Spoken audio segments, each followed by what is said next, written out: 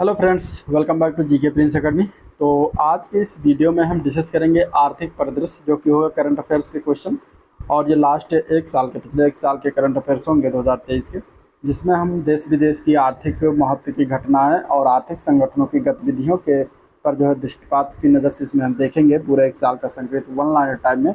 और साथ ही साथ इस वीडियो में अगर हम बात करें तो आर्थिक परिदृश्य के साथ साथ वैज्ञानिक परिदृश्य को भी देखेंगे, जिसमें हम रक्षा, अंतरिक्ष, चिकित्सा एवं पर्यावरणीय विज्ञान संबंधी जितने भी घटनाक्रम हुए हैं वो सभी के सभी इसमें हम डिस्कस करने वाले हैं। इसके अलावा इसमें खेल परिदृश्य को भी देखा जाएगा। क्रिकेट, टेनिस, शतरंज, एथलेटिक्स से संबंधित खेलों के आयोजन का विवरण होगा, वो सभी हम देखने वाले हैं। तो वन लाइनर है, वीडियो को पूरा देखिएगा, एंड तक देखिएगा शुरुआत से लेकर, तभी इसका जो है भरपूर फायदा आपको एग्जाम में मिल पाएगा, चाहे जो भी एग्जाम हो आने वाले दिनों में। और करंट अफेयर से क्वेश्चन हर एग्जाम में पूछे जाते हैं, ठीक है। और आर्थिकी का चैप्टर करंट अफेयर में बहुत इंपॉर्टेंट हो जाता है, क्योंकि इससे क्वेश्चन बहुत ही बनते हैं अच्छे अच्छे क्वेश्चन, ठीक है। तो चलिए इस वीडियो को स्टार्ट करते हैं। स्टार्ट करने से पहले अगर आप लोग चैनल पर नए हो अभी तो सब्सक्राइब नहीं किया है तो प्लीज़ चैनल को सब्सक्राइब करें, साथ ही साथ वीडियो को भी शेयर करें और ज़्यादा से ज़्यादा जो है वीडियो को लाइक भी करें। इसका पहला पार्ट आ चुका है जिसमें राष्ट्रीय और अंतर्राष्ट्रीय हम लोगों ने संकलित किया था, तो जिन लोगों ने उसको नहीं देखा है वो लोग जाकर उसका मैं लिंक तो डिस्क्रिप्शन बॉक्स में दे दूंगा, वहाँ से उसको भी देख सकते हैं, या फिर चैनल पेज पर जाइए, आपको वहाँ पर लिंक मिल जाएगा, ठीक है। चलिए तो स्टार्ट करते हैं। पहला है कि किस बैंक ने उन्नत डाटा प्रबंधन के लिए केंद्रीकृत सूचना प्रबंधन प्रणाली यानी CIMS की शुरुआत किया गया है 29 जून 2023 से। तो ये भारतीय रिजर्व बैंक के द्वारा शुरुआत किया गया है, यानी कि RBI के द्वारा स्टार्ट किया गया है। और इसलिए याद रखिएगा क्या स्टार्ट किया गया है, तो केंद्रीकृत सूचना प्रबंधन प्रणाली का स्टार्ट किया गया है। ये किसके लिए है, तो ये उन्नत डाटा प्रबंधन के लिए है, ठीक है। भारत में सबसे अधिक यानी कि मार्च 2023 तक सूक्ष्म उधार लेने वाला राज्य कौन सा बना है, तो ये बन गया है बिहार, ठीक है। बिहार बना हुआ है। और किस राज्य को पीछे छोड़कर बिहार राज्य ने यह स्थान प्राप्त किया है, तो तमिलनाडु। इसके पहले तमिलनाडु था, अब बिहार हो गया है। अगला पॉइंट है भारत के वित्तीय नियोजन मानक बोर्ड ने किसे अपना मुख्य कार्यकारी अधिकारी जो है नियुक्त करने की घोषणा की है, तो कृष्ण मिश्रा को नियुक्त किया जाएगा, ठीक है। और कृष्ण मिश्रा का कार्यकाल कब से होगा, तो 1 अगस्त 2023 से प्रभावित होगा, ठीक है।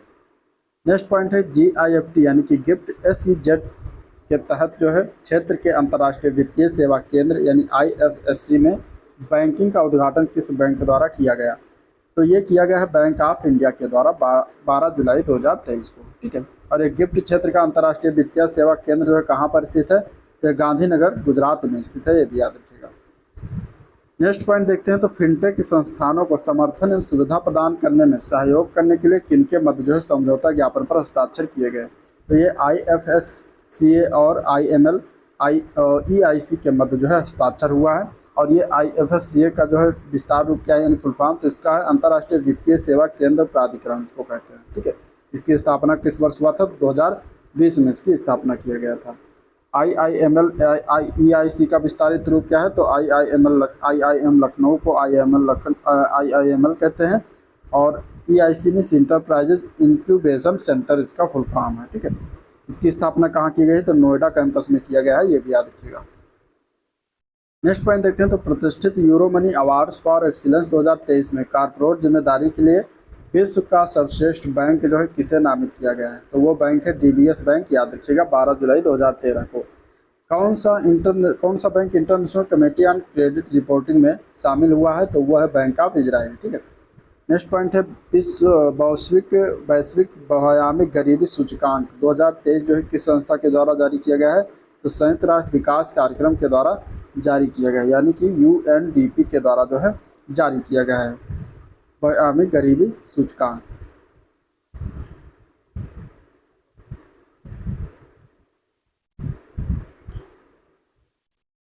संयुक्त राष्ट्र विकास कार्यक्रम UNDP और इसके अलावा ऑक्सफोर्ड गरीबी और मानव विकास पहल के द्वारा जो है जारी किया गया, तो 2 लोगों ने मिलकर जारी किया है। और इस गरीबी सूचकांक में कुल कितने देश शामिल किए गए थे, तो 110 शामिल किए गए हैं देश। और इसमें जो है कितने संकेतकों के आधार पर बहुआयामी गरीबी मापता है, तो 10 संकेतकों पर मापता है। 110 देशों में कितने लोग अभी भी बहुआयामी गरीबी रेखा के अंतर्गत आते हैं, तो 1.1 बिलियन लोग जो है अभी भी गरीबी रेखा के अंतर्गत आते हैं। वर्ष 2005-06 से लेकर 2019-21 के बीच भारत में कितने लोग जो है बहुआयामी गरीबी से बाहर निकले हैं, तो 41.5 करोड़ लोग जो है बहुआयामी गरीबी से बाहर निकल चुके हैं 2005 से लेकर 19-21 तक। भारत में बहुआयामी गरीबी की व्यापकता कितने परसेंट है, तो 16.4% है। तो इतने सारे डाटा इसके संबंध में याद रखिएगा। नेक्स्ट पॉइंट देखते हैं। संयुक्त राष्ट्र के अनुसार वर्ष 2022 में वैश्विक सार्वजनिक ऋण बढ़कर कितना हो गया है, तो 92 ट्रिलियन डॉलर हो गया। कितना हो गया, 92 ट्रिलियन डॉलर हो गया। और वर्ष 2000 के बाद जो है सार्वजनिक ऋण में कितने गुना वृद्धि हुई है, तो 5 गुना वृद्धि हुई है। हाल ही में समर्थ योजना के तहत जो है कितने कार्यान्वयन भागीदार सूचीबद्ध किए गए हैं, तो 43 जो है समर्थ योजना के तहत जो है कार्यान्वयन भागीदार जो सूचीबद्ध किया गया है। और समर्थ योजना का संबंध किस क्षेत्र से है, तो ये कपड़ा क्षेत्र से है। ठीक है। नेक्स्ट पॉइंट है, किस भारतीय ने बैंक ने IVR आधारित यूपीआई का समाधान UPI 123 पे जो है करने की घोषणा की है, तो पंजाब नेशनल बैंक के द्वारा पेश करने की घोषणा किया गया है। और IVR मतलब इंटरैक्टिव वॉइस रिस्पांस प्रणाली, ये कैसे काम करती है, तो ये ऑफलाइन काम करती है। और ये IVR का क्या है, जो है फुल फॉर्म है, याद रखिएगा। ठीक है। किसने the great Indian FD fest अभियान का शुभारंभ किया है, तो ये फिनकेयर स्मॉल फाइनेंस बैंक के द्वारा जो है शुभारंभ किया गया है 10 जुलाई 2023 को। नीति आयोग के द्वारा जारी निर्यात तैयारी सूचकांक 2022 में किस शीर्ष स्थान पर किस राज्य को प्राप्त हुआ, तो तमिलनाडु को प्राप्त हुआ। 80.89 अंक के साथ जो है निर्यात तैयारी सूचकांक में पहले स्थान पर है तमिलनाडु। ठीक है। ये नीति आयोग के द्वारा जारी किया जाता है। और इस निर्यात तैयारी सूचकांक में कौन सा संस्करण जारी किया गया था, तो तीसरा संस्करण था। 2022 के सूचकांक में क्रमशः दूसरा और तीसरा स्थान किस देशों का है, इन राज्यों का प्राप्त हुआ है, तो वो दूसरे स्थान पर महाराष्ट्र और तीसरे स्थान पर कर्नाटक आता है। ठीक है। और इस सूचकांक में हिमालयी राज्यों के शीर्ष स्थान में देखेंगे तो उत्तराखंड का नंबर आएगा। और भूमि से घिरे यानी मैदानी राज्यों में शीर्ष स्थान की बात करेंगे तो हरियाणा को पहला स्थान प्राप्त हुआ है। छोटे राज्यों की श्रेणी में देखेंगे या केंद्र शासित प्रदेशों में शीर्ष स्थान की बात करेंगे तो गोवा आ जाएगा। इस रिपोर्ट के अनुसार जो है निर्यात के लिए देश का सर्वश्रेष्ठ जिला कौन सा है, तो वह है जामनगर, गुजरात। ठीक है। और इस रैंक में उत्तर प्रदेश की रैंकिंग का स्कोर कितना है, तो रैंकिंग उत्तर प्रदेश की इसमें 7वीं रैंक है और इसका स्कोर था 61.23। ठीक है।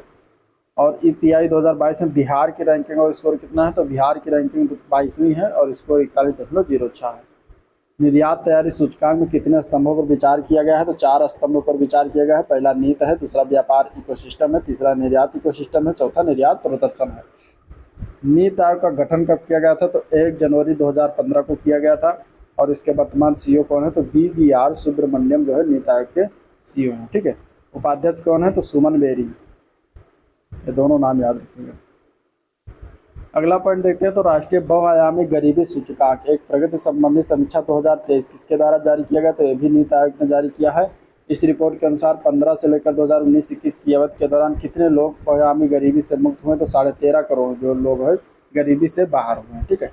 किस राज्य में गरीबों की संख्या में सर्वाधिक गिरावट दर्ज की गई, तो उत्तर प्रदेश राज्य में दर्ज किया गया है। 2015 से लेकर 2019-21 की अवधि के दौरान उत्तर प्रदेश में कुल कितने लोग गरीब से बाहर निकले, तो 3.43 करोड़ लोग जो है गरीबी से बाहर निकले उत्तर प्रदेश के बारे में। ठीक है। उत्तर प्रदेश के बाद गरीबों की संख्या सर्वाधिक गिरावट किन राज्यों में हुई, तो बिहार और मध्य प्रदेश में हुआ है। 2015-16 से 19-21 के मध्य भारत में बहुआयामी गरीबी में कितने प्रतिशत बिंदु की गिरावट दर्ज की गई, तो 9.89% बिंदु की गिरावट दर्ज की गई है। ठीक है।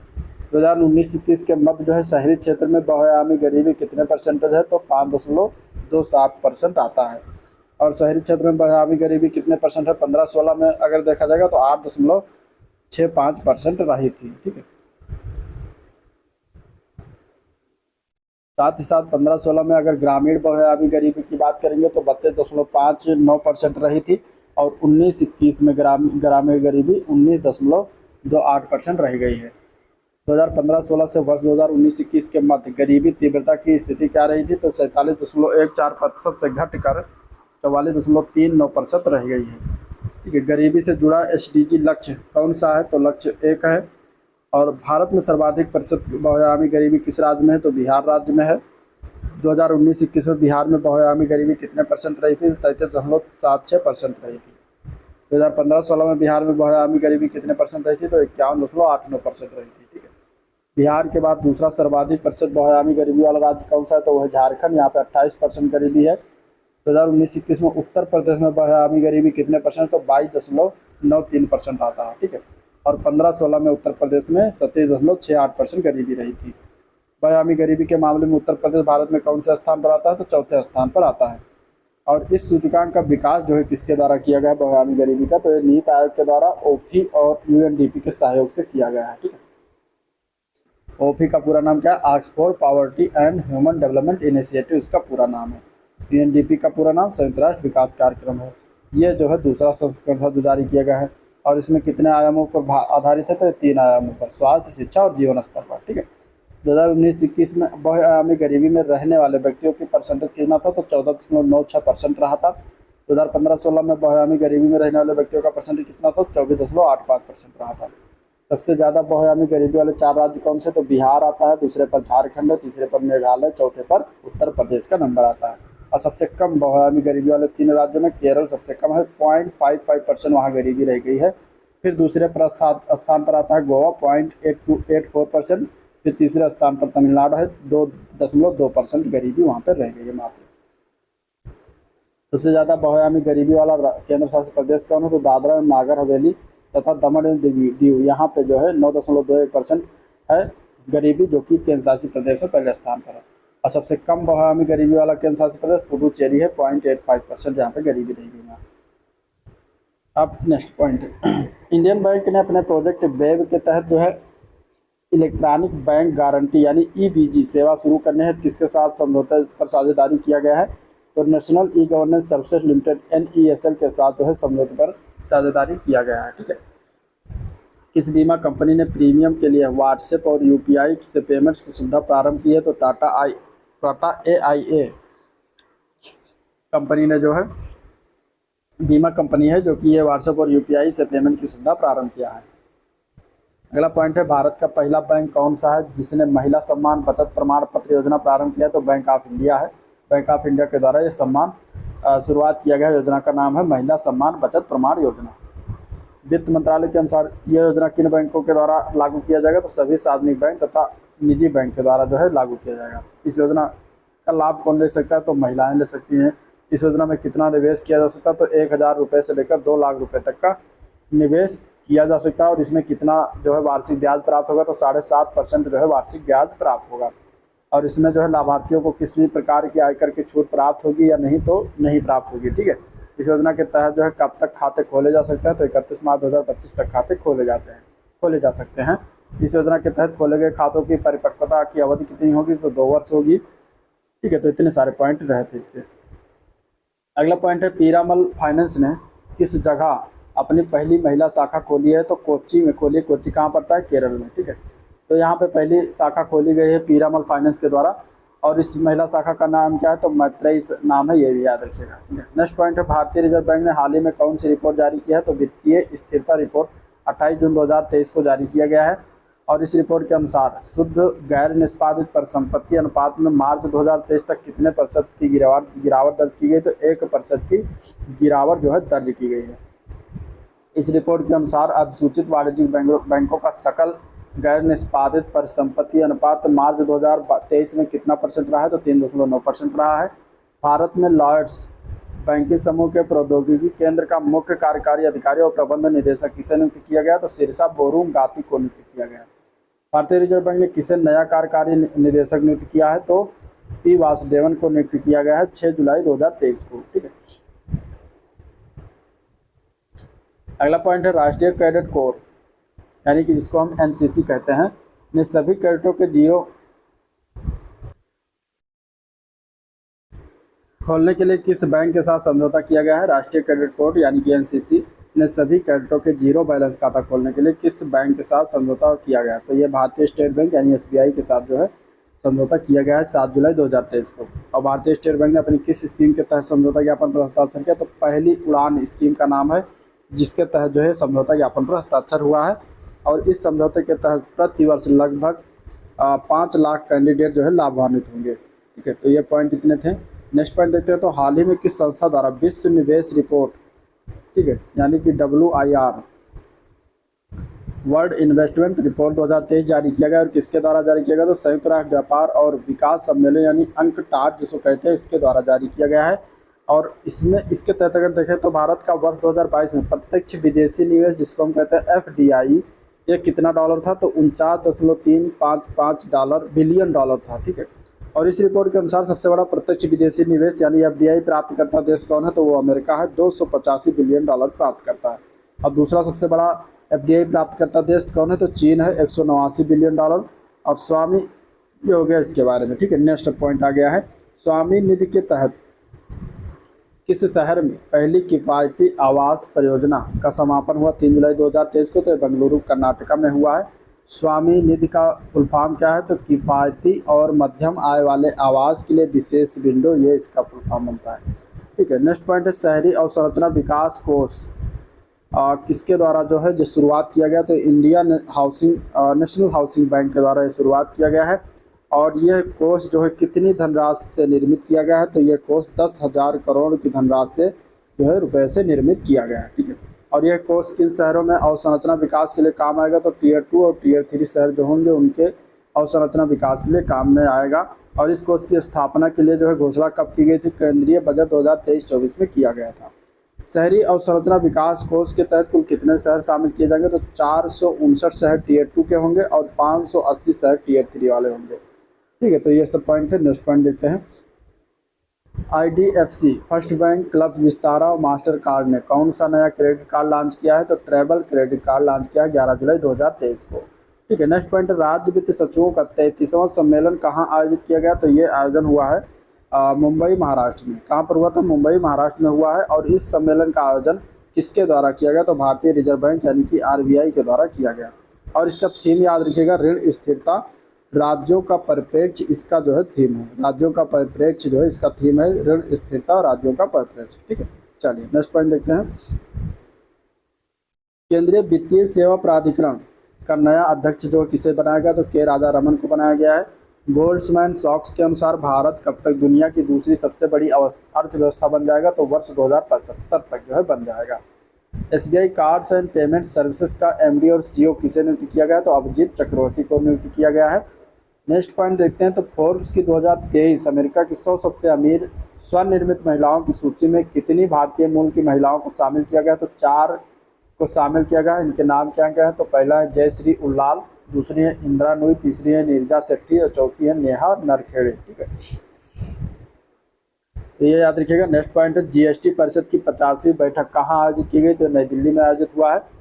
GST परिषद की 50वीं बैठक को चिन्हित करने के लिए किस शीर्षक से एक लघु वीडियो फिल्म जारी किया गया, तो उसका नाम है GST परिषद एक यात्रा की ओर 50 कदम। ठीक है, GST काउंसिल की 50वीं बैठक में किसे GST से छूट दी गई है, तो कैंसर की दवा जो है वो टिंटुक्समैब और प्राइवेट सैटेलाइट लॉन्च के लिए जो है GST में छूट दिया गया है। और इस बैठक में ऑनलाइन गेमिंग पर कितने % की GST लगाने की मंजूरी दिया गया है, तो 28% GST लगाया जाएगा। ठीक है, ऑनलाइन गेमिंग पर। इस बैठक के दौरान कच्चे स्नैक्स, पैलेट्स और सिनेमा हॉल में बिकने वाले खाद्य एवं पेय पदार्थ पर GST की दर क्या निर्धारित किया गया है, तो 5% निर्धारित किया गया है। ठीक है, नेक्स्ट पॉइंट है, भारत यानी कि banks heralding accelerated rural and agriculture transformation, ये इस भारत का फुल फॉर्म है। ये अभियान जो है किस मंत्रालय के द्वारा चलाया गया, तो कृषि एवं किसान कल्याण मंत्रालय के द्वारा चलाया गया है। भारत अभियान किस फंड के तहत जो है लॉन्च किया गया, तो एग्री इंफ्रा फंड के तहत लॉन्च किया गया। ये भी याद रखिएगा। भारत अभियान की कार्यावधि कितनी है, तो 1 महीना, 15 जुलाई से 15 अगस्त तक थी इसकी। ठीक है, हो गया ये। इस अभियान के तहत कितने करोड़ रुपए का खर्च हुआ है, तो 7200 करोड़ रुपए का खर्च रखा गया था। ऊर्जा संक्रमण सूचकांक किसके द्वारा जारी किया गया है, तो विश्व आर्थिक मंच के द्वारा जारी किया जाता है 28 जून 2023 को। इस सूचकांक में कितने देश शामिल किए गए, तो 120 देश शामिल हैं। इस सूचकांक में प्रथम स्थान पर की बात करेंगे तो स्वीडन का नंबर आता है प्रथम स्थान पर। ठीक है, इस सूचकांक में अगर हम बात करें अंतिम देश की, तो अंतिम स्थान पर यमन गणराज्य आता है। और भारत की रैंक की बात करेंगे सूचकांक में, तो 67वीं रैंक है। ठीक है, नाबार्ड के 42वें स्थापना दिवस समारोह का आयोजन कहाँ किया गया, तो प्रगति मैदान नई दिल्ली में किया गया। इसके मुख्य अतिथि की बात करेंगे तो केंद्रीय गृह सहकारिता मंत्री अमित शाह थे। नाबार्ड की स्थापना याद रखिएगा 12 जुलाई 1982 को किया गया था। और नाबार्ड का पूरा नाम क्या है, राष्ट्रीय कृषि और ग्रामीण विकास बैंक, ये भी याद रखिएगा। और ये 6वीं पंचवर्षीय के तहत जो है शुरुआत किया गया था, ये भी याद रखिएगा। ठीक है, गरीबी सूचकांक ये किसके द्वारा जारी किया जाता है, तो संयुक्त राष्ट्र विकास कार्यक्रम यानी कि UNDP के द्वारा जारी किया जाता है। इस सूचकांक में कितने शामिल देश हैं? तो 110 शामिल देश हैं, 110 शामिल देश हैं। हाल ही में इंफ्रास्ट्रक्चर डेवलपमेंट फाइनेंस कंपनी का विलय किस बैंक में करने की मंजूरी दी गई? तो IDFC फर्स्ट बैंक में मंजूरी दिया गया है विलय करने के लिए। ठीक है, किसका? IDFC का इंफ्रास्ट्रक्चर डेवलपमेंट फाइनेंस कंपनी का विलय। दिल्ली हाईकोर्ट ने किस कंपनी द्वारा आलू की एक किस्म को पेटेंट कराने वाले दावे को खारिज कर दिया? तो पेप्सिको। ठीक है, पेप्सिको की कंपनी थी, तो उसने जो है आलू की एक किस्म है उसको पेटेंट कराने के लिए जो है दावा किया था, तो उसको खारिज कर दिया गया। और जो पेप्सिको के द्वारा जिस आलू की वैरायटी को पेटेंट कराना चाहती थी उसका नाम क्या था? तो FL 2027 उसका नाम था। पेप्सिको इसका इस्तेमाल कौन सा उत्पाद बनाने के लिए करती है? तो चिप्स बनाने के लिए करती है। ठीक है, नेक्स्ट पॉइंट है खुली बाजार बिक्री योजना के तहत घरेलू बाजार में गेहूं और चावल की कीमतों को घटाकर कितना कर दिया गया है? तो क्रमशः 21.5 और 31 रुपये प्रति किलो कर दिया गया है। ठीक है, यह योजना किस निगम के द्वारा क्रियान्वित की जाती है? तो यह योजना जो है भारतीय खाद्य निगम यानी FCI के द्वारा ये चलाया जाता है। इस योजना का उद्देश्य क्या है? तो खाद्यान्न की आपूर्ति तथा कीमतों को स्थिर रखना इसका मेन उद्देश्य है। नेक्स्ट पॉइंट है भारत ने किस देश से आयातित इस्पात के उत्पादों पर प्रतिकारी शुल्क लगाने से इनकार कर दिया है? तो चीन के द्वारा किया गया, चीन पर जो है लगाया गया है। आयात करने यानी खरीदने वाले इस्पात के उत्पादों पर जो है प्रतिकारी शुल्क लगाने से भारत ने इनकार कर दिया है। ठीक है, और वित्त मंत्रालय द्वारा यह निर्णय क्यों लिया गया? क्योंकि इस्पात की कीमतों को बढ़ने से रोकने के लिए दिया गया है। प्रतिकारी शुल्क क्यों लगाई जाती है? तो सब्सिडी के नकारात्मक प्रभावों को रद्द करने के लिए जो है लगाया जाता है। ठीक है, किसके द्वारा प्राथमिकता वाले क्षेत्र में ऋण को बढ़ावा देने के लिए एक केंद्रीकृत पूल बाय आउट और सह उधार सेल शुरू किया गया? तो बैंक ऑफ इंडिया के द्वारा शुरुआत किया गया है। नेक्स्ट पॉइंट है ICICI लोम्बार्ड जनरल इंश्योरेंस और ICICI प्रूडेंशियल लाइफ इंश्योरेंस ने कौन सा संयुक्त बीमा समाधान प्रारंभ किया? तो आई शील्ड उसका नाम है। ठीक है, आई शील्ड किससे संबंधित है? तो ये स्वास्थ्य एवं जीवन बीमा से संबंधित है। इसी तरीके से याद रखिएगा। भारत के निम्न कार्बन संक्रमण के लिए 1.5 बिलियन अमेरिकी डॉलर के वित्त पोषण को मंजूरी किसने प्रदान किया है? तो वर्ल्ड बैंक ने प्रदान किया है। वित्तीय वर्ष 2022-23 में भारत का शीर्ष इलेक्ट्रॉनिक उत्पाद निर्यातक राज्य कौन सा रहा है? तो वो तमिलनाडु रहा है। तमिलनाडु ने इस वित्तीय वर्ष में कुल कितने मूल्य का इलेक्ट्रॉनिक उत्पाद निर्यात किया? तो 5.37 बिलियन अमेरिकी डॉलर मूल्य के इलेक्ट्रॉनिक उत्पाद को निर्यात किया, बेचा है। और दूसरे स्थान पर राज्य की बात करें तो वो अपना उत्तर प्रदेश रहा है। उत्तर प्रदेश ने कुल कितने मूल्य का इलेक्ट्रॉनिक उत्पाद निर्यात किया है? तो 4.9 बिलियन अमेरिकी डॉलर के इलेक्ट्रॉनिक उत्पाद का निर्यात किया है। ठीक है, नेक्स्ट पॉइंट है किसके द्वारा ब्राजीलियाई भुगतान प्लेटफॉर्म पिस्मो का अधिग्रहण किया गया है? तो वीजा के द्वारा अधिग्रहण इसका कर लिया गया है। ठीक है, अगला पॉइंट है 1 लाख करोड़ रुपए का बाजार पूंजीकरण हासिल करने वाली पहली भारतीय एयरलाइन कौन बनी है? तो वो इंडिगो बन गई है। Inter operable cardless cash withdrawal सुविधा का प्रारंभ किसने किया? तो भारतीय स्टेट बैंक ने किया है। ये सुविधा ATM में कैसे काम करती है? तो QR कोड और UPI पिन के माध्यम से काम करती है। भारतीय स्टेट बैंक का मुख्यालय मुंबई महाराष्ट्र में है। और स्थापना की बात करेंगे तो SBI की स्थापना 1955 में हुआ था। चलिए नेक्स्ट पॉइंट, किसके द्वारा एक ओपन एंडेड इक्विटी स्कीम बंधन फाइनेंशियल सर्विसेज एंड फंड प्रारंभ किया गया? तो बंधन म्यूचुअल फंड के द्वारा प्रारंभ किया गया है। ठीक है, नेक्स्ट पॉइंट है भारतीय प्रतिस्पर्धा आयोग ने कॉन्सेंट्रिक्स कॉर्पोरेशन के द्वारा किसके अधिग्रहण की मंजूरी प्रदान किया? तो मार्निक्स लक्स एसे के अधिग्रहण की मंजूरी प्रदान किया गया। ठीक है, बहुत इंपॉर्टेंट चीज़ें हैं इसमें और इससे क्वेश्चन बनते जरूर है, तो इसलिए देखिएगा पूरा। Housing development finance corporation limited का विलय जो है किस बैंक में किया गया? तो HDFC बैंक में कर दिया गया। ठीक है, ये भी याद रखिएगा 30 जून को किया गया है। किसका विलय किया गया है? तो housing development finance corporation limited का विलय HDFC के तहत अब कर दिया गया है। ठीक है, तो ये याद रखिएगा। भारतीय कॉर्पोरेट इतिहास के सबसे बड़े विलय का कुल मूल्य कितना है? तो 40 बिलियन डॉलर है। और संयुक्त इकाई का कुल बाजार पूंजीकरण कितना अब हो गया? तो लगभग 157 बिलियन डॉलर हो गया है। ठीक है, और बाजार पूंजीकरण के लिहाज से HDFC बैंक का स्थान अब क्या हो गया? तो विश्व के शीर्ष 10 बैंकों में अब स्थान आ गया है HDFC बैंक का नाम। नेक्स्ट पॉइंट है किस बैंक द्वारा देश के 21 विभिन्न जिलों में 34 ट्रांजैक्शन बैंकिंग हब खोले गए हैं? तो ये भारतीय स्टेट बैंक के द्वारा खोला गया है। अगला पॉइंट है वित्त मंत्री निर्मला सीतारमण के अनुसार वित्तीय वर्ष 2022-23 में सार्वजनिक क्षेत्र के बैंकों का कुल लाभ बढ़कर कितना हो गया? तो 1.04 लाख करोड़ रुपए हो गया है। और वित्त मंत्री के अनुसार 2014 की तुलना में यह जो है 3 गुना है। ठीक है। वित्त मंत्री के अनुसार ही भारतीय अर्थव्यवस्था जुड़वा बैलेंस शीट की समस्या की स्थिति से निकलकर किस स्थिति में आ गई है, तो अब आगे जुड़वा बैलेंस शीट के लाभ की स्थिति में।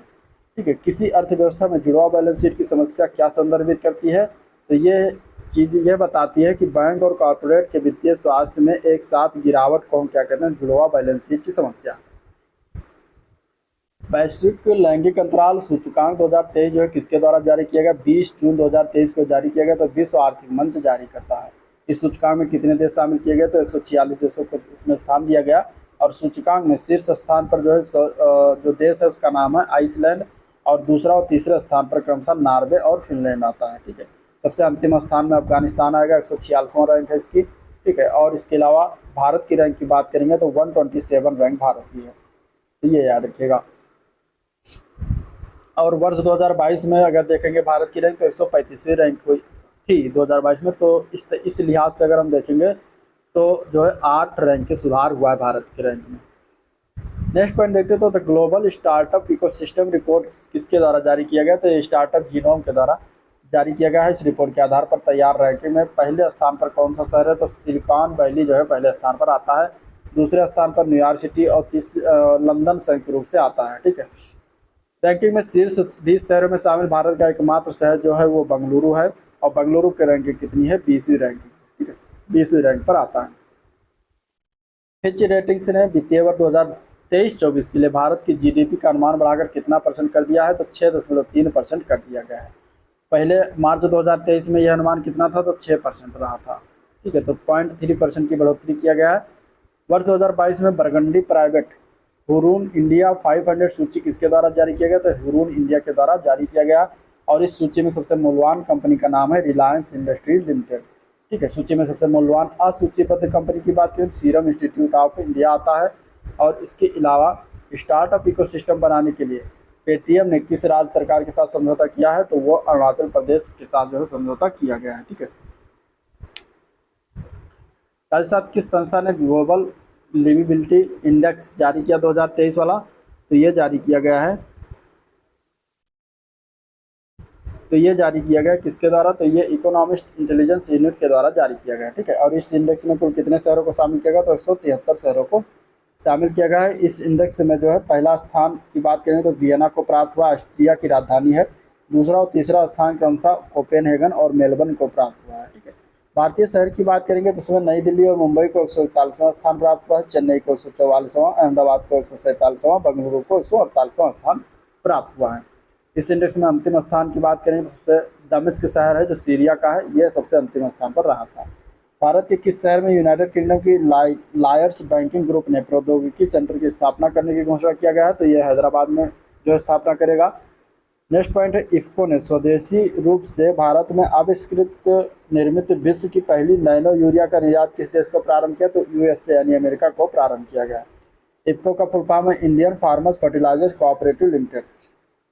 नेक्स्ट पॉइंट देखते हैं, एशियाई विकास बैंक यानी कि एडीबी ने किस राज्य में राजमार्गों के उन्नयन के लिए 295 मिलियन डॉलर के ऋण को मंजूरी प्रदान की है, तो एडीबी के द्वारा जो है ये बिहार राज्य को दिया जाएगा। 295 मिलियन डॉलर का ऋण प्रदान किया गया 22 जून 2023 को। ठीक है। एडीबी एशियन डेवलपमेंट बैंक, याद रखिएगा। 6G विजन फ्रेमवर्क IMT 2030 को किसके द्वारा मंजूरी प्रदान किया गया, तो अंतर्राष्ट्रीय दूरसंचार संघ के द्वारा ये मंजूरी प्रदान किया गया। कहाँ पर ये प्रदान किया गया, तो जिनेवा में प्रदान किया गया। जिनेवा जो है स्विट्जरलैंड की एक शहर है। अगला पॉइंट है रुपे क्रेडिट कार्ड के माध्यम से व्यापारियों को यूपीआई पेमेंट शुरू करने वाला पहला सार्वजनिक क्षेत्र बैंक कौन सा बना है, तो वो उस बैंक का नाम क्या है ये बताना है। ठीक है। तो उस बैंक का नाम है कैनरा बैंक। ठीक है। कैनरा बैंक का मुख्यालय कहाँ है, बेंगलुरु में है। बेंगलुरु कहाँ है, कर्नाटक में। ठीक है। कर्नाटक में है। और बेंगलुरु में ही इसरो का जो है क्या है, हेडक्वार्टर भी है। कैनरा बैंक के वर्तमान CEO कौन है, मुख्य कार्यकारी अधिकारी, तो के सत्यनारायण राजू हैं, याद रखिएगा। अगला पॉइंट है इरिटा के कागज रहित व्यवसाय केंद्र का उद्घाटन कहाँ किया गया, तो पूर्वी किदवई नगर नई दिल्ली में किया गया है। और इरिटा का पूरा नाम क्या है, तो भारतीय नवीकरणीय ऊर्जा एजेंसी इसका पूरा नाम है। निजी 5G नेटवर्क परिनियोजन के लिए L&T टेक सर्विसेज ने किसके साथ समझौता किया, तो BSNL के साथ समझौता किया है। किन राज्यों में उच्च गुणवत्ता वाली स्वास्थ्य सेवाओं और आर्थिक अवसरों तक पहुंच सुनिश्चित करने के लिए विश्व बैंक ने 391 मिलियन US डॉलर ऋण को मंजूरी प्रदान की, तो असम और त्रिपुरा को प्रदान किया गया। ठीक है। तो ये वर्ल्ड बैंक के द्वारा प्रदान किया गया, ये याद रखिएगा। 391 मिलियन US डॉलर की ऋण प्रदान किया गया असम और त्रिपुरा को। अभी जो इसके पहले बिहार को दिया गया था वो किसके द्वारा दिया गया था, तो वो जो है ADB के द्वारा, एशियन डेवलपमेंट बैंक के द्वारा जो है प्रदान किया गया था। तो ये दोनों चीज़ें याद रखिएगा। शीर्ष 10 उभरती प्रौद्योगिकियों की सूची किसके द्वारा जारी की गई है, तो ये विश्व आर्थिक मंच के द्वारा जारी किया गया जाता है। और यह सूची किसके सहयोग से जारी किया जाता है, तो फ्रंटियर्स के सहयोग से जारी किया जाता है। ठीक है, नेक्स्ट पॉइंट देखते हैं। वित्तीय बाजार में व्यापार के लिए एप्लीकेशन सपोर्टेड बाह ब्लॉक्ड अमाउंट जैसी सुविधा का अनावरण किसी ने किया, तो ये सेबी ने किया है। सेबी का पूरा नाम क्या है, तो भारतीय प्रतिभूत और विनिमय बोर्ड, ये इसका पूरा नाम है। और यह सुविधा कब से प्रभावित होगी, तो जनवरी 2024 से प्रभावित होगी। नेक्स्ट पॉइंट है, CCI ने Aditya Birla fashion and retail limited को किस कंपनी के अधिग्रहण की मंजूरी प्रदान किया, तो TCNS clothing company private limited के अधिग्रहण की मंजूरी प्रदान किया। CCI का पूरा नाम क्या है, भारतीय प्रतिस्पर्धा आयोग इसका पूरा नाम है। महिला उद्यमियों के लिए कौन सा पोर्टल लॉन्च किया गया, तो चैंपियन 2.0 पोर्टल लॉन्च किया गया। ठीक है, इसके लिए जो है MSME India idea hackathon 3.0 launch किया गया, तो महिला उद्यमियों के लिए ही लॉन्च किया गया है। किसे फेडरल बैंक के अंशकालिक अध्यक्ष के रूप में नियुक्त किया गया है, तो उनका नाम है AP होता। ठीक है, AP होता उनका नाम है, जिन्हें फेडरल बैंक के अंशकालिक अध्यक्ष के रूप में जो है नियुक्त किया गया है।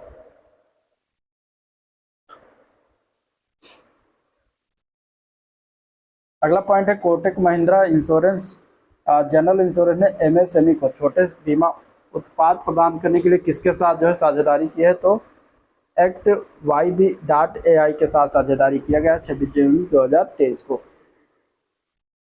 तो इस तरीके से आर्थिक क्रम में ये चीज़ें थी। अब हम देखेंगे वैज्ञानिक क्रम, वैज्ञानिक परिदृश्य, जिसमें रक्षा, अंतरिक्ष चिकित्सा, पर्यावरण विज्ञान संबंधित घटना चक्र को करंट अफेयर से क्वेश्चन होंगे। ठीक है, तो चलिए।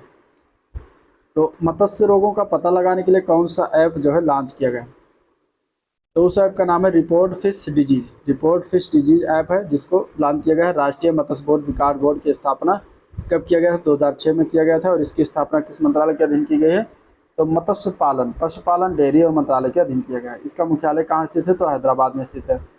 राष्ट्रीय मत्स्य विकास बोर्ड का वर्तमान समय मुख्य कार्यकारी अधिकारी कौन है, तो उनका नाम है डॉक्टर L नरसिम्हा मूर्ति। ठीक है, नेक्स्ट पॉइंट है, जियोफिजिक्स रिसर्च लेटर्स में छपी एक रिपोर्ट के बाद चर्चा में रहा गुरुत्वाकर्षण क्षेत्र या ग्रेविटी होल कहाँ स्थित है, तो यह हिंद महासागर में स्थित है। वैज्ञानिकों के अनुसार इस ग्रेविटी होल ने अपना वर्तमान स्वरूप कब अधिग्रहण किया था, 20 मिलियन वर्ष पहले अधिग्रहण किया था। ग्रेविटी होल का अध्ययन किस प्राचीन महासागर का प्रमाण प्रस्तुत करता है, तो टेथिस महासागर का प्रमाण प्रस्तुत करता है। साथ ही साथ हिंद महासागर में पाई जाने वाली गुरुत्वाकर्षण संबंधी विसंगति को किस नाम से जाना जाता है, तो हिंद महासागर जियोइड लो के नाम से इसको जानते हैं। तो ये भी चीज़ें याद रखिएगा।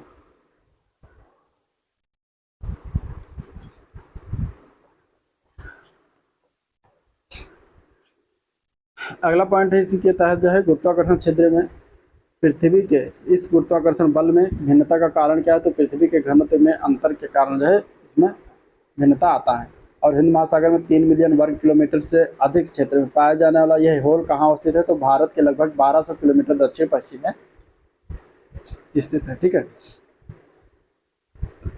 नेक्स्ट पॉइंट देखते हैं। तो किस कंपनी ने वर्चुअल रियलिटी आधारित कौशल विकास कार्यक्रम सुधार किए, शुरुआत किया गया है 7 जुलाई 2023 को। तो ये शुरुआत किया गया महानदी कोलफील्ड लिमिटेड यानी कि MCL के द्वारा जो है शुरुआत किया गया है। MCL किस वर्ष से अपने 17,000 कर्मचारियों को सुरक्षा और परिचालन प्रशिक्षण प्रदान करेगा, तो 2026 से प्रदान करने वाला है। नेक्स्ट पॉइंट है, इसरो ने अपने किस प्रक्षेपण यान को निजी क्षेत्र में स्थानांतरित करने की घोषणा किया गया है, तो लघु उपग्रह प्रक्षेपण यान यानी SSLV जिसको कहते हैं। तो इसकी अगर हम बात करें तो निजी क्षेत्र में यानी प्राइवेट सेक्टर में स्थानांतरित करने की घोषणा की है।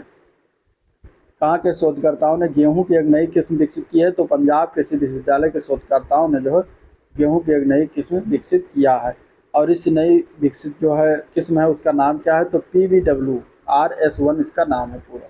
ठीक है, नेक्स्ट पॉइंट है, न्यू स्पेस इंडिया लिमिटेड ने अंतरिक्ष प्रौद्योगिकी में सहयोगात्मक अवसर तलाशने के लिए किसके साथ समझौता ज्ञापन पर हस्ताक्षर किया है, तो वोयाजर स्पेस के साथ जो है समझौता ज्ञापन पर हस्ताक्षर किया गया है। ठीक है, भारत का पहला नैविक आधारित पीएनटी डिवाइस किसने पेश किया? तो एलिना जियो सिस्टम्स ने पेश किया है, बेंगलुरु की हैं। तो इस तरीके से ये इसका हो गया। पीएनटी माने PNT means positioning, navigation and timing. तो इस डिवाइस में कौन कौन उपकरण होगा? तो एक 5G मोबाइल फ़ोन होगा, एक नैविक चिप होगा और एडाप्टर और रिसीवर होगा। ठीक है, नेक्स्ट पॉइंट है, किसके द्वारा नोटबुक एलएम नाम से एक नया एआई आधारित नोट्स ऐप जारी किया गया है? तो गूगल के द्वारा जारी किया गया है। एलन मस्क ने अपनी एक नई एआई फर्म के गठन की घोषणा की है, उसका नाम क्या है? तो एक्स एआई उसका नाम है। ठीक है, हाल ही में किस ग्रह के वायुमंडल में फास्फीन गैस खोज की गई है? तो शुक्र ग्रह के वायुमंडल में फास्फीन गैस पाया गया है। भारत का तीसरा चंद्र मिशन चंद्रयान-3 का प्रक्षेपण कब किया गया? तो 14 जुलाई 2023 को किया गया है, इंपॉर्टेंट है। ठीक है, और इसका प्रक्षेपण कहाँ से किया गया? तो सतीश धवन अंतरिक्ष केंद्र शार जो कहते हैं श्रीहरिकोटा से किया गया है। और यह प्रक्षेपण किस रॉकेट से किया गया? तो LVM-3M4 रॉकेट से किया गया है। LVM-3M4 चंद्रयान को किस कक्षा में छोड़ेगा? तो जियो सिंक्रोनस ट्रांसफर ऑर्बिट यानी GTO या फिर भू स्थैतिक स्थानांतरण कक्षा में छोड़ेगा। LVM-3M4 पेलोड का वजन कितना है? तो 3895 किलोग्राम उसका वजन है। ठीक है, चंद्रयान-3 के मिशन के मुख्य पेलोड कौन कौन से हैं? तो लैंडर है, उसमें रोवर है और प्रोपल्सन है। LVM-3M4 की ऊंचाई कितनी है? तो 43.55 मीटर ऊंचाई है। LVM-3M4 कितने स्टेज का प्रोपल्सन है? तो 3 स्टेज का प्रोपल्सन है। और यह 3 स्टेज कौन कौन से हैं? तो सॉलिड, लिक्विड और क्रायोजेनिक। चंद्रयान-3 किस तारीख को चंद्रमा पर लैंड करेगा? तो 23 अगस्त 2023 को लैंड कर गया है। और चंद्रयान का लैंडर कहाँ लैंड किया? तो चंद्रमा के दक्षिणी ध्रुव पर लैंड कर गया। ठीक है, और अभी तक चंद्रमा की सतह पर कितने देशों का यान सफलतापूर्वक उतर चुके हैं? तो 3 हो चुके हैं, संयुक्त राज्य अमेरिका का, रूस का और चीन का, और साथ ही साथ अब भारत चौथा देश बन गया है। भारत के चंद्रयान मिशन कार्यक्रम की घोषणा कब किया गया था? तो 15 अगस्त 2003 को घोषणा किया गया था, इंपॉर्टेंट है, याद रखिएगा। ठीक है, चंद्रयान फर्स्ट का प्रक्षेपण कब किया गया था? तो 22 अक्टूबर 2008 को किया गया था। और चंद्रयान 2 का प्रक्षेपण कब किया गया था? तो 22 जुलाई 2019 को किया गया था। चंद्रयान-3 के मिशन के निदेशक कौन है? तो एस मोहना कुमार हैं। और चंद्रयान-3 के रॉकेट व्हीकल निदेशक कौन है? तो बीजू सी थॉमस हैं।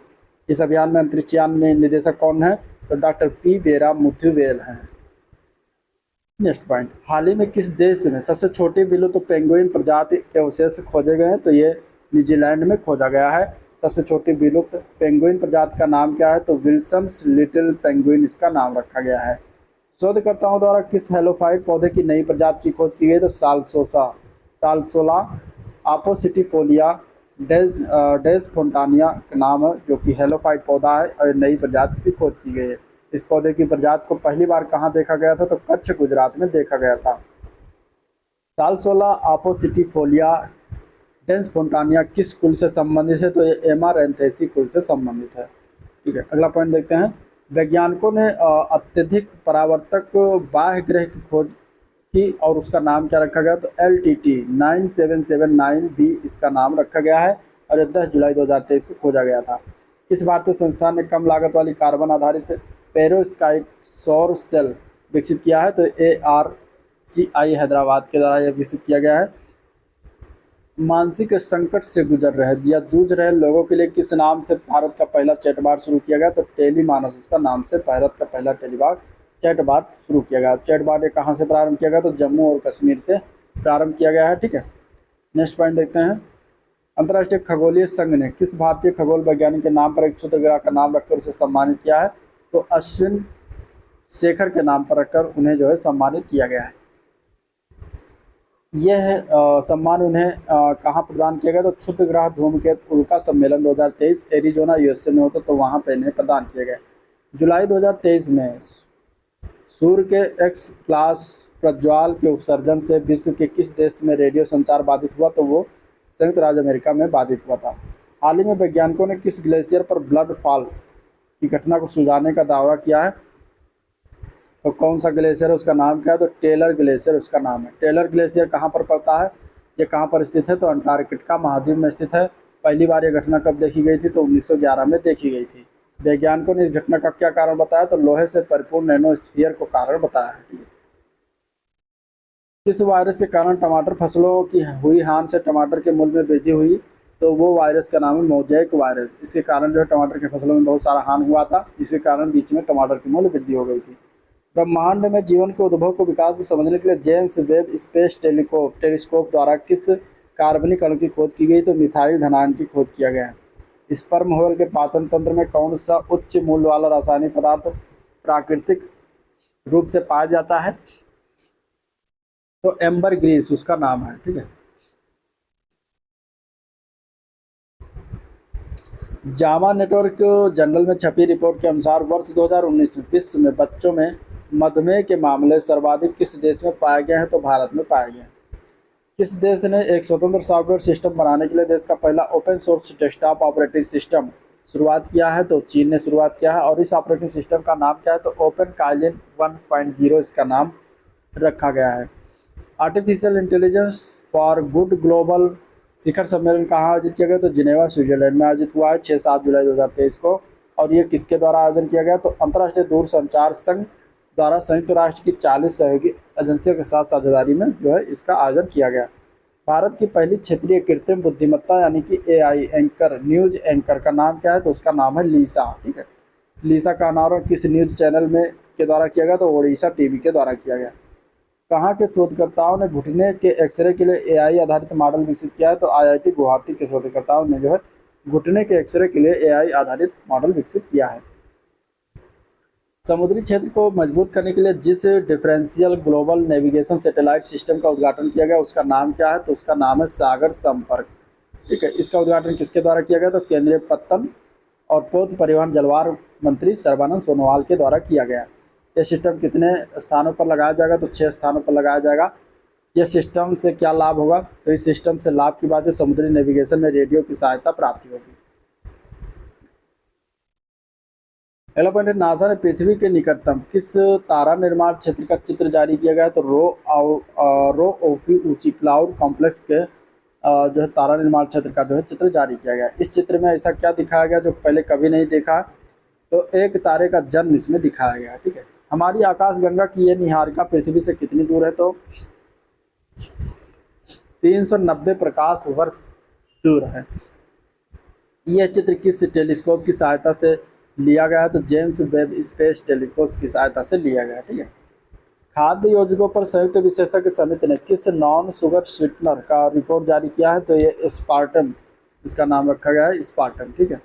इस समिति में कौन से संस्थान शामिल हैं? तो international agency for research on cancer, विश्व स्वास्थ्य संगठन और खाद्य एवं कृषि संगठन इसमें जो है शामिल है। इस रिपोर्ट में एस्पार्टम को लेकर क्या कहा गया है? तो ये हेपेटोसेलुलर कार्सिनोमा के सीमित साक्ष्य है ये। ठीक है। और ये हेपेटोसेलुलर कार्सिनोमा क्या है? तो ये यकृत कैंसर है। इस रिपोर्ट में एस्पार्टम की कितनी मात्रा सुरक्षित मानी गई? तो प्रतिदिन 40 मिलीग्राम प्रति किलोग्राम शरीर का वजन होना चाहिए। किस अंतरिक्ष उड़ान कंपनी ने अपनी पहली वाणिज्यिक अंतरिक्ष उड़ान प्रारंभ की है? तो ये वर्जिन गैलेक्टिक के द्वारा जो है पहली वाणिज्यिक उड़ान प्रारंभ किया गया है। और ये उड़ान किस विमान द्वारा संचालित किया गया? तो यूनिटी रॉकेट विमान के द्वारा संचालित किया गया है। ठीक है। भारत का पहला स्वदेशी निर्मित 700 मेगावाट परमाणु संयंत्र का वाणिज्यिक स्तर पर संचालन कहाँ शुरू किया गया? तो काकरा पार गुजरात में शुरुआत किया गया। इस संयंत्र का निर्माण किसके द्वारा किया गया? तो nuclear power corporation of India limited के द्वारा शुरुआत किया गया है। भारत सरकार ने ऐसे कितने दावित भारित जल प्रमाण संयंत्रों के विकास की अनुमति दी है? तो 10। ठीक है। इन प्रमाण संयंत्रों को किन 4 जगहों पर विकसित किया जाएगा? तो गोरखपुर, फतेहाबाद हरियाणा, चुटका मध्य प्रदेश, माही बांसवाड़ा राजस्थान, कैगा राजस्थान में जो है इसको स्थापित किया गया, विकसित किया जाएगा। बांग्लादेश और मॉरिशस के वैज्ञानिक एक संयुक्त समुद्री अभियान में भाग लेने के लिए भारत के किस अनुसंधान पोत पर सवार हुए? तो सागर निधि पोत उसका नाम है, उस पर जो है सवार हुआ था। यह कार्यक्रम कितने दिनों तक चलेगा? तो लगभग 35 दिनों तक चलेगा। और इस कार्यक्रम का आधार क्या है? तो कोलंबो सुरक्षा कॉन्क्लेव इसका जो है आधार है। ठीक है। नेक्स्ट पॉइंट है न्यूक्लिड अंतरिक्ष यान को किसके द्वारा लॉन्च किया गया? तो स्पेस एक्स कंपनी के द्वारा लॉन्च किया गया। और इसे किस रॉकेट के माध्यम से लॉन्च किया गया? तो फाल्कन 9 रॉकेट से लॉन्च किया गया।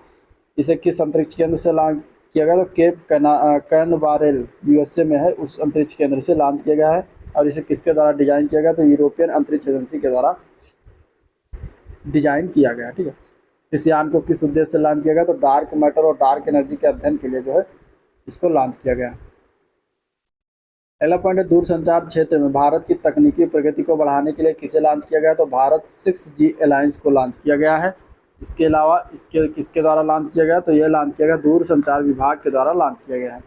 केंद्र सरकार ने इसके लिए कितना अनुदान आवंटित किया गया? तो 240.51 करोड़ रुपये आवंटन किया है। ठीक है। साथ ही साथ वैश्विक जलवायु परिवर्तन के कारण वर्ष 2023 में विश्व का सबसे गर्म दिन कब दर्ज किया गया? तो 3 जुलाई को दर्ज किया गया। ये 3 जुलाई को वैश्विक औसत तापमान कितना दर्ज किया गया? तो 17.01 डिग्री सेंटीग्रेड जो है दर्ज किया गया है। DCGI ने किस ओमिक्रॉन विशिष्ट बूस्टर वैक्सीन को आपातकाल उपयोग की अनुमति प्रदान की है? तो जेम कोवैक ओम। ठीक है, जेम कोवैक ओम इसको जो है अनुमति प्रदान किया गया है। और DCGI का पूरा नाम क्या है? Drug controller general of India.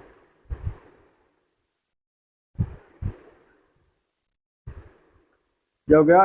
Next point देखते हैं। तो किस निजी कंपनी ने 47 स्टार लिंक उपग्रह का जो है प्रक्षेपण किया? तो वो प्राइवेट कंपनी कौन सी है? तो वो है स्पेस एक्स कंपनी।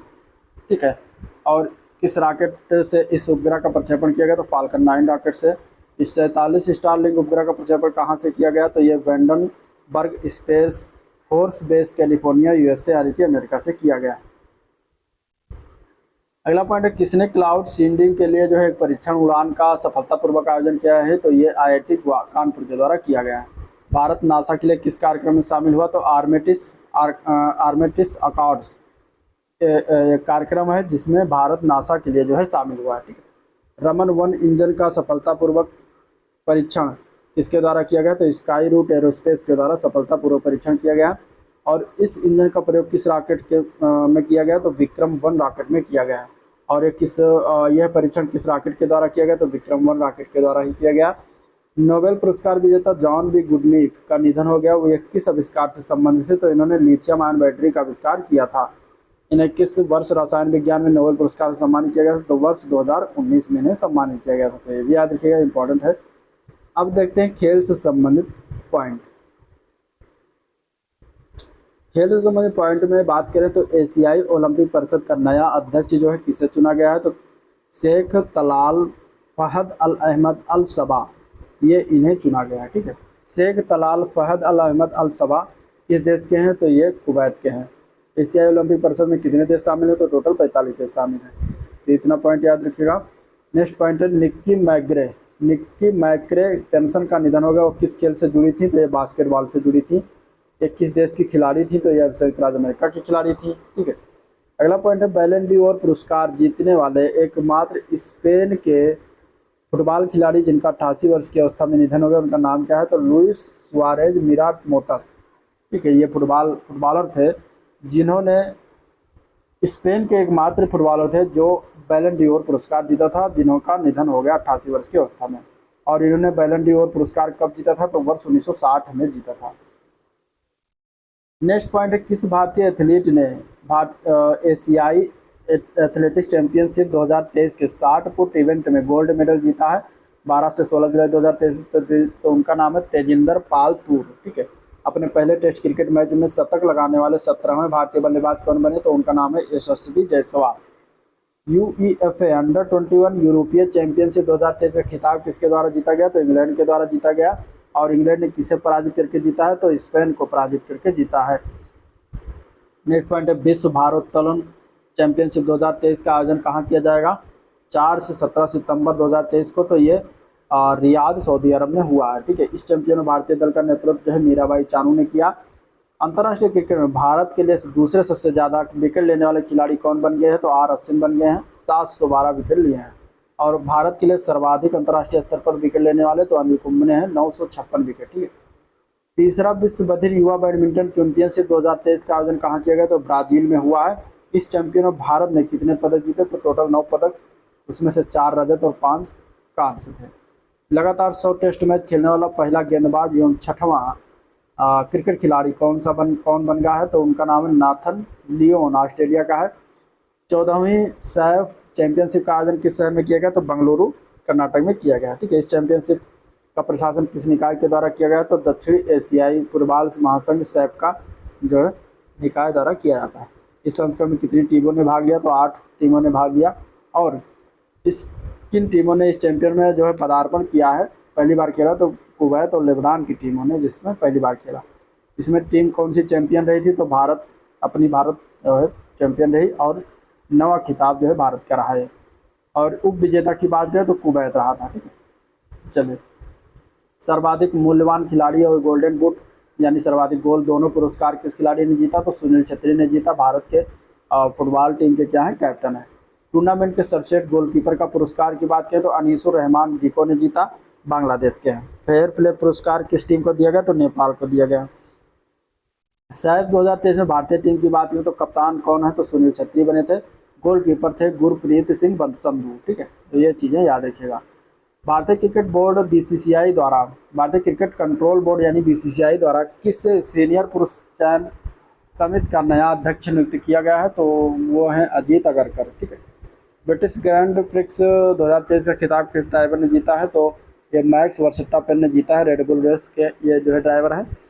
एशियाई एथलेटिक्स एसोसिएशन द्वारा किसे एशिया का सबसे सदस्य महासंघ चुना गया? तो भारतीय एथलेटिक महासंघ को चुना गया।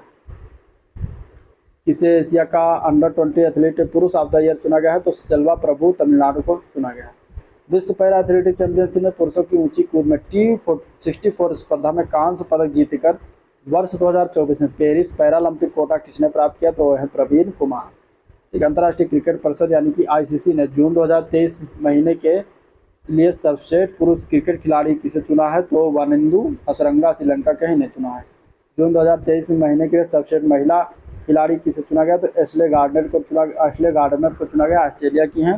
भारत की पहली महिला कबड्डी लीग का आयोजन कहाँ किस देश की मेजबानी में किया गया? तो ये संयुक्त अरब अमीरात में मेजबानी में जो है किया गया। पहली महिला कबड्डी लीग थी।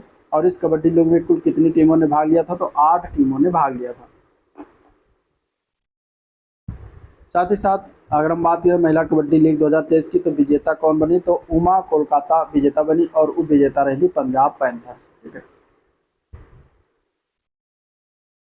नेक्स्ट पॉइंट है चेक गणराज्य में संपन्न चेक लेडीज ओपन का खिताब किसने जीता? तो दीक्षा डागर ने जीता है। भारत के इसलिए इम्पोर्टेंट हो जाता है।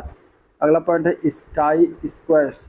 एशियाई स्क्वैश मिश्रित युगल का खिताब किसने जीता? तो दीपिका पल्लिकल और हरिंदर पाल सिंह सिंधु ने जीता है। इस प्रतिस्पर्धा में मिश्रित युगल का कांस्य पदक किसने जीता? तो अनाहत सिंह और अभय सिंह ने जीता है। महिला कैरेबियन प्रीमियर लीग के लिए अनुबंधित होने वाली पहली भारतीय क्रिकेटर कौन बनी है? तो श्रेयंका पाटिल बनी है। WCPL में श्रेयंका पाटिल किस टीम का प्रतिनिधित्व करेंगी? तो गियाना अमेजॉन वॉरियर्स का प्रतिनिधित्व करेंगी। लुसाने डायमंड लीग 2023 में भाला फेंक स्पर्धा में खिताब किसने जीता? तो नीरज चोपड़ा ने जीता है 87.66 मीटर भाला फेंक करके। ठीक है। भारतीय क्रिकेट टीम का मुख्य प्रायोजक कौन बना? तो ड्रीम 11 बना। ड्रीम 11 कितने वर्षों के लिए मुख्य प्रायोजक रहेगी? तो 3 वर्षों के लिए। टेस्ट क्रिकेट में सबसे तेज 9000 रन बनाने वाले दूसरे बल्लेबाज कौन बने? तो स्टीव स्मिथ बन गया। 174वीं पारी में इनका 9000 रन कंप्लीट हो गया था। पहले बल्लेबाज हैं कुमार संकारा 172वीं पारी में। राष्ट्रीय डोप रोधी एजेंसी भारत नाडा इंडिया से कहते हैं, इन्होंने किसके साथ सहमति ज्ञापन पर हस्ताक्षर किया? तो दक्षिण एशिया क्षेत्रीय डोप रोधी संगठन के साथ जो है असहमति ज्ञापन पर हस्ताक्षर किया है। यह हस्ताक्षर कहाँ हुआ है? तो नई दिल्ली में हुआ है। दक्षिण एशिया क्षेत्रीय डोप रोधी संगठन में कितने देश शामिल हैं? तो 5 देश शामिल। इसमें बांग्लादेश आता है, भूटान है, मालदीव है, नेपाल है और श्रीलंका है। नेक्स्ट पॉइंट है क्रिकेट विश्व कप के इतिहास में पहली बार कौन सी क्रिकेट टीम विश्व कप में क्वालिफाई करने वाले असफल रही? तो वो वेस्ट इंडीज टीम रही है। ग्लोबल शतरंज लीग के पहले संस्करण का आयोजन कहाँ किया गया? तो दुबई UAE में किया गया। ठीक है। अगला पॉइंट देखते हैं। यह किन संस्थाओं का संयुक्त उद्यम है? तो टेक महिंद्रा और FIDE का संयुक्त उद्यम है। इसके पहले संस्करण में कितनी टीमों ने भाग लिया था? तो 6 टीमों ने भाग लिया था। प्रत्येक टीम में कितने खिलाड़ी थे? तो 6 खिलाड़ी थे, 2 महिला खिलाड़ियों सहित। कौन सी टीम चैंपियन बनी थी? त्रिवेणी कॉन्टिनेंटल किंग्स जो है चैंपियन बनी थी। और उप विजेता की बात करें तो अपग्रेड मुंबई मास्टर्स रही थी। किंग ऑफ द टूर्नामेंट पुरस्कार जो है ये प्रज्ञानंदा आर ने जीता। अल्पाइन वॉरियर्स के खिलाड़ी थे। क्वीन ऑफ द टूर्नामेंट की बात करें तो टैन झोंगेओ ने जीता। अलास्कन नाइट्स की खिलाड़ी थी। ठीक है। नेक्स्ट पॉइंट है ATP मेलोर्का चैंपियंस 2023 का आयोजन कहाँ किया गया? तो मेलोर्का स्पेन में किया गया। ये किस टेनिस खिलाड़ी ने पुरुष एकल खिताब जीता? तो क्रिस्टोफर यूबैंक्स के द्वारा जीता गया, अमेरिका के हैं। और युगल प्रतिस्पर्धा की बात करें तो यूकी भामरी भारत की और लॉयड हैरिस दक्षिण अफ्रीका के इन्होंने जीता है। यूकी भाभरी का कौन सा ATP खिताब है? तो पहला खिताब है, ठीक है, भारत की है इसलिए इम्पोर्टेंट है। WTA ईस्ट बॉर्न इंटरनेशनल 2023 का आयोजन कहाँ किया गया? तो ये ईस्ट बॉर्न यूके में किया गया है। किस टेनिस खिलाड़ी ने महिला एकल खिताब जीता? तो मेडिसन कीज अमेरिका की इन्होंने जीता है। किस खिलाड़ियों ने महिला युगल की स्पर्धा के खिताब जीता? तो डेसिरा क्रॉसजिग अमेरिका और डेमी सूट नीदरलैंड की इन्होंने जीता है। इसको भारतीय बास्केटबॉल महासंघ BFI का अध्यक्ष चुना गया, तो वह है आधव अर्जुन। भारतीय बास्केटबॉल महासंघ की स्थापना हुई थी 1950 में। 37वां नौकायन सप्ताह और लेजर नेशनल चैंपियनशिप कहाँ आयोजित किया गया? तो हुसैन सागर झील हैदराबाद में आयोजन किया गया। ये चैंपियनशिप किसके तत्वाधान में आयोजन हुआ? तो EME sailing association, laser class association of India और सिकंदराबाद सेलिंग क्लब के तत्वाधान में आयोजित किया गया, ठीक है। स्क्वैश वर्ल्ड कप 2023 का फाइनल जो की बात करें तो मिस्र ने जीता है मलेशिया को पराजित करके। सेमीफाइनल मैच में भारतीय टीम को मलेशिया से पराजित होना पड़ा था। स्क्वैश वर्ल्ड कप का आयोजन कहाँ किया गया था? तो स्क्वैश अकादमी चेन्नई में किया गया था। 2023 में स्क्वैश वर्ल्ड कप का कौन सा संस्करण था? तो 14 संस्करण था। इसका तीसरा संस्करण 2011 में हुआ था तमिलनाडु में। किस व्यक्ति को अंतर्राष्ट्रीय ओलंपिक समिति ने ओलंपिक ऑर्डर से सम्मानित किया है? तो डॉक्टर टेड्रोस गिब्रेयेसस को सम्मानित किया गया, ठीक है। ये किस संगठन के महानिदेशक हैं? तो ये विश्व स्वास्थ्य संगठन यानी कि WHO के जो है क्या है महानिदेशक हैं। एशियाई तलवारबाजी चैंपियनशिप में मेडल जीतने वाली पहली भारतीय महिला कौन बनी? तो भवानी देवी हैं, ठीक है। तलवारबाजी की बात आएगा तो भवानी देवी का नाम आएगा। अंतर्राष्ट्रीय फुटबॉल में सबसे ज़्यादा मैच खेलने वाला पुरुष खिलाड़ी कौन बना? तो क्रिस्टियानो रोनाल्डो बन गया, पुर्तगाल के हैं। इन्होंने कुल 200 मैच खेले हैं। बाइक रेस MotoGP का पहला टिकट किसने जारी किया? तो मुख्यमंत्री योगी आदित्यनाथ ने जारी किया, ठीक है। भारत की मेजबानी में पहली बार MotoGP 2023 का आयोजन कहाँ होगा? तो ग्रेटर नोएडा उत्तर प्रदेश में होगा। भारत में पहली बार MotoGP का आयोजन की बात करेंगे तो 2023 का आयोजन कब होगा? तो 22 से 24 सितंबर 2023 के मध्य आयोजन हो चुका है, ठीक है। पहला ओलंपिक स्पोर्ट्स सप्ताह कहाँ आयोजित किया गया? तो सिंगापुर में किया गया आयोजन। 13वीं हॉकी इंडिया जूनियर पुरुष राष्ट्रीय चैंपियन का खिताब जो है हॉकी मध्य प्रदेश ने जीता। फाइनल मुकाबले में मध्य प्रदेश ने किसे पराजित किया? तो हॉकी चंडीगढ़ को मध्य प्रदेश ने जो है पराजित किया। Space Olympics world games Berlin 2023 में भारत ने कुल कितने पदक जीते? तो 202 पदक जीते। इसमें 76 स्वर्ण, 75 रजत और 51 कांस्य पदक थे। 2023 में जो है इसका कौन सा संस्करण था? तो ये 16वां संस्करण था। और इन खेलों का शुभंकर याद रखिए यूनिटी था और इन खेलों का आदर्श वाक्य था unbeatable together. Premium handball league के पहले सीजन का विजेता कौन रहा? तो महाराष्ट्र आयरन मैन रहा, ठीक है। महाराष्ट्र आयरन मैन ने किसे पराजित करके जीता? तो गोल्डन ईगल उत्तर प्रदेश को पराजित किया, यानी कि उप विजेता गोल्डन ईगल उत्तर प्रदेश रहा। एक दिवसीय क्रिकेट में लगातार 3 मैचों में 5 विकेट लेने वाले पहले स्पिनर कौन बने? तो वानंदु हसरंगा बने, श्रीलंका के हैं। हॉकी इंडिया ने किसे जूनियर महिला राष्ट्रीय टीम का मुख्य कोच नियुक्त किया है? तो तुषार खांडेकर को नियुक्त किया है।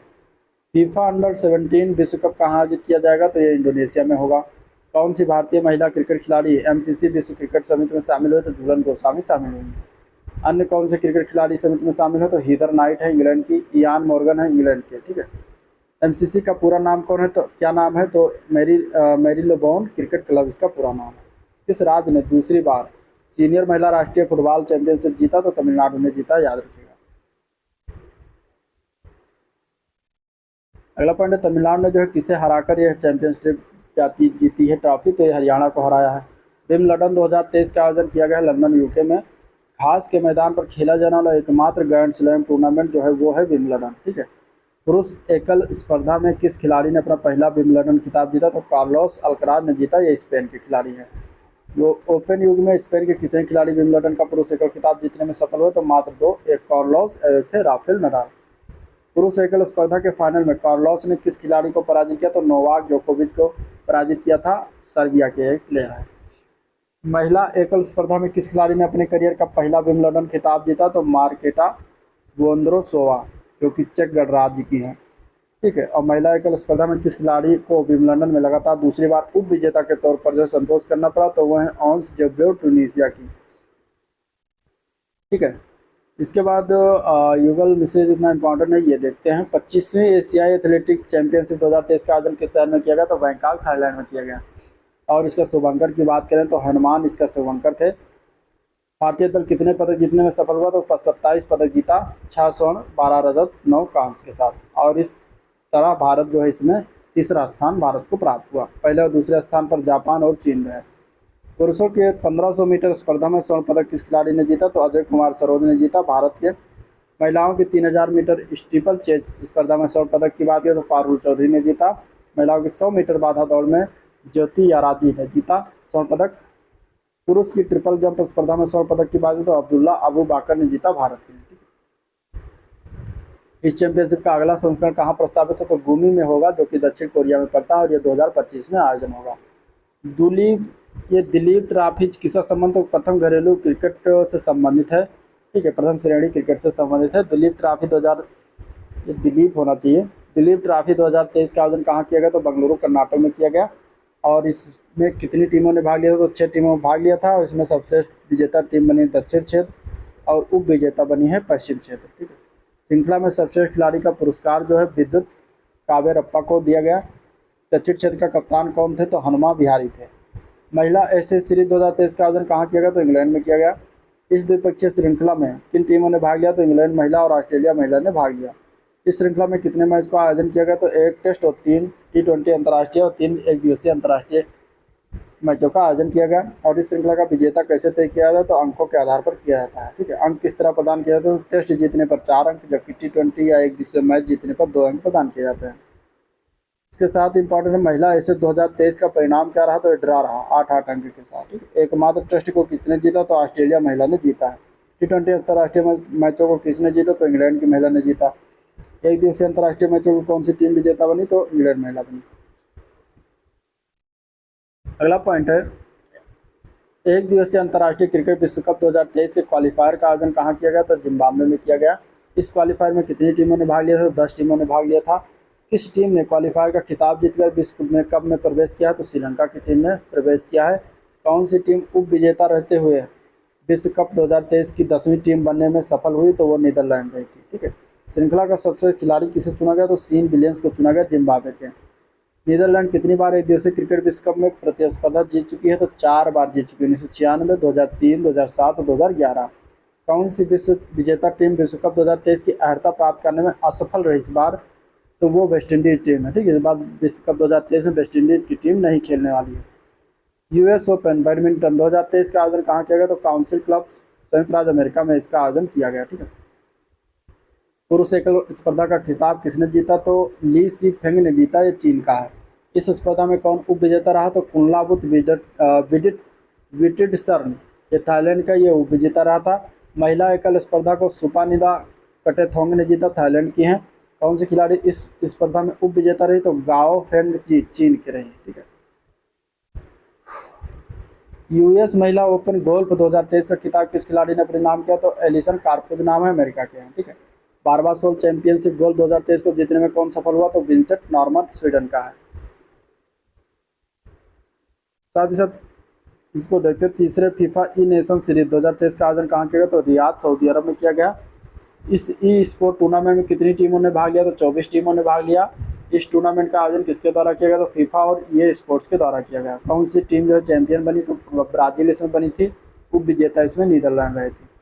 किस टीम ने जो है श्रृंखला में सर्वाधिक गोल किए? तो भारत ने किए 166 गोल। पैरा निशानेबाजी विश्व कप ओसीजेक 2023 का आयोजन कहाँ किया गया? तो ओसीजेक क्रोएशिया में किया गया। इस विश्व कप का प्रशासन किस निकाय द्वारा किया गया? तो वर्ल्ड शूटिंग पैरा स्पोर्ट के द्वारा किया गया। भारतीय पैरा निशानेबाजों ने इस विश्व कप में कितने पदक हासिल किए? तो 18 पदक हासिल किए, 7 स्वर्ण, 7 रजत और 4 कांस्य रहे थे।